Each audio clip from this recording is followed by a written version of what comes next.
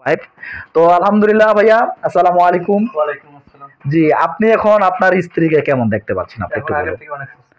অনেক সুস্থ দেখতে পাচ্ছেন। জি। আপনার স্ত্রী বলেছিল মাথায় কেউ জানে মারতেছে এবং কে মাথা সহ্য করতে পারতেছিল না। জি, এখন কিরকম বুঝতে পারতেছেন? এখন আর ওইরকম নেই। হাতগুলো ধরো।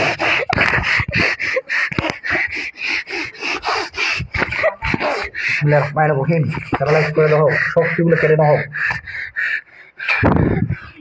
বসান। আল্লাহ আপনার পায়ের তলায় বসে আমার হাত থেকে ছুরি বানানো হোক।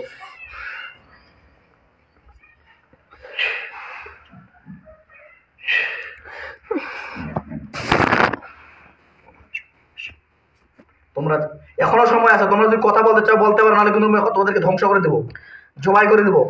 তোমরা যদি বাঁচতে চাও কথা বলতে পারো। কথা বলবি? হ্যাঁ, কথা বলবি?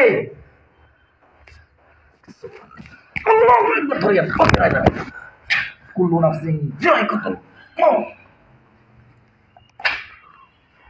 সালামুন কাওলান মির রাব্বির রহিম। যা বাসিয়া সস্তা অনেকক্ষণ থেকে বলতেছি যে কথা বল কথা বল, জীবনটা ধ্বংস করে দিই। আসসালামু আলাইকুম ওয়া রাহমাতুল্লাহি ওয়া বারাকাতুহু। সম্মানিত বন্ধুরা আমার, আপনারা সকলেই কেমন আছেন? আশা করছি আলহামদুলিল্লাহ ভালো আছেন, সুস্থ আছেন। দোয়া করি আপনারা সকলেই ভালো থাকেন এবং সুস্থ থাকেন। জি আলহামদুলিল্লাহ। আপনারা 1 মাস আগে হয়তো আমাদের এই বোনটির ভিডিওটা আপনারা দেখেছিলেন। আপনাদেরকে আমরা বলেছিলাম যে আমরা এই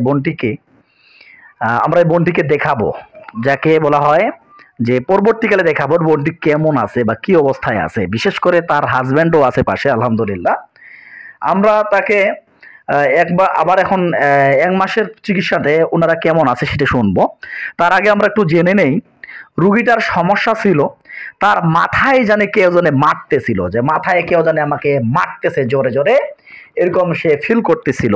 এবং কি স্বপ্নে কেউ উনাকে ঠাসে ধরতো, এরকম ফিল করতো, বা পিছনে কেউ চলাফেরা করতো, মাথা ভার হয়ে থাকতো তার, এবং কি বুকটা সবসময় ধড়পড় করে থাকতো।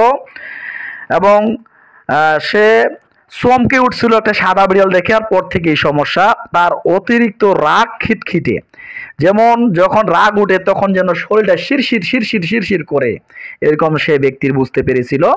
কিন্তু এই সমস্যাটা তার দেখা দেয় বিবাহ হওয়ার পর থেকে। নতুন বিবাহ হয়েছে, নতুন দম্পতি, আমরা হাজব্যান্ড ওয়াইফ। তো আলহামদুলিল্লাহ ভাইয়া, আসসালামু আলাইকুম। ওয়ালাইকুম আসসালাম। জি, আপনি এখন আপনার স্ত্রীকে কেমন দেখতে পাচ্ছেন? আপনি একটু এখন আগের বলুন। থেকে অনেক সুস্থ। অনেক সুস্থ দেখতে পাচ্ছেন। জি। আপনার স্ত্রী বলেছিল মাথায় কেউ জানে মারতেছে এবং কে মাথা সহ্য করতে পারতেছিল না। জি, এখন কিরকম বুঝতে পারতেছেন? এখন আর ওইরকম নেই, এখন সুস্থ।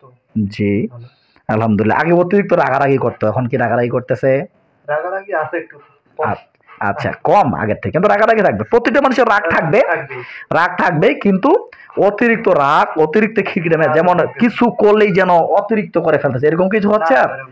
আচ্ছা আপু, তুমি বলো, তোমাকে স্বপ্নের মধ্যে কেউ ঠাসে ধরতেছে? না। কেউ ঘুমের মধ্যে কেউ ঠাসে ধরে না? আর বুকটা কি ধড়পড় করতেছে? না, ধড়পড় করতেছে না।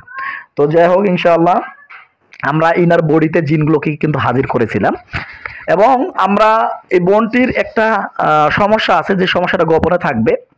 মানে ওই সমস্যা থেকে তার একটা সমস্যা, মনের ভিতরে সমস্যা তৈরি হয়ে গেছিল, এবং কি জিন্নাতেরও সমস্যা হয়ে গেছিল। তো মাই ডিসঅ্যাপয়েন্টেড লাভ। তো এই যারা বুঝবেন তারা বুঝবেন, যারা বুঝবেন না তারা বুঝবেন না। তো এই সমস্যার কারণে তার মনের ভিতরে একটা কষ্ট চাপা পড়ে। এই কষ্ট চাপার পড়ার পর থেকেই তার বডিতে এই সমস্যাগুলো দেখা দেয়। আলহামদুলিল্লাহ আমরা তার উপরে দোয়া এবং দাওয়া দুটাই প্রয়োগ করেছি। দোয়া এবং দাওয়া দুটাই প্রয়োগ করেছি আমরা। দোয়া এবং দাওয়ার মাধ্যমে দুটা সিস্টেমেই রুগীকে সুস্থতার পথে নিয়ে এসেছি আল্লাহর কোরআনের আয়াতের শক্তিতে, এবং দোয়া দাওয়ার মধ্যে। তো যাই হোক, আমরা দেখতে পাচ্ছি আল্লাহর রহমতে উনি সুস্থতার পথে চলে আসে। আমি আল্লাহর কাছে আশাবাদী। এখনো আমরা 1 মাস পর্যন্ত ওনাকে চিকিৎসা দিব। 1 মাসের মধ্যেই ওনারা কিন্তু সুস্থতার পথে। এখন জাস্ট হালকা একটু সমস্যা আছে। হালকা কোন সাইডে ব্যথা আপু মনে হয়? ডান সাইডে। এটা কি অতিরিক্ত হালকা? হালকা ব্যথা। এই সাইডটাই শুধু হালকা ব্যথা। এই হালকা ব্যথাটাও ইনশাআল্লাহ ক্লিয়ার হয়ে আসবে, আমি আল্লাহর কাছে আশাবাদী। সকলেই দোয়া করবেন আমার এই বোনটি যেন আরো পরিপূর্ণ সুস্থ হয়ে যায়। আজ এ পর্যন্ত। আসসালামু আলাইকুম ওয়া রাহমাতুল্লাহ।